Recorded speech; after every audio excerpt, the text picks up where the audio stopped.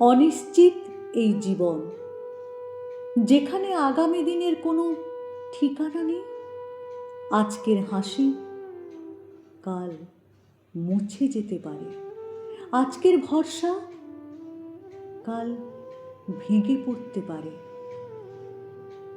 মানুষ ভাবে পরিকল্পনা করলেই সব কিছু নিরাপদ, কিন্তু জীবন চলে তার নিজের নিয়মে।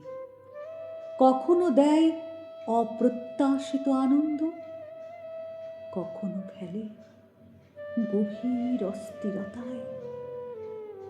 অনিশ্চয়তা ভয় জাগায়, আবার এই ভয়ে মানুষকে শেখায় এগিয়ে চলতে, কারণ সবকিছু নিশ্চিত হলে জীবন থেমে যেত।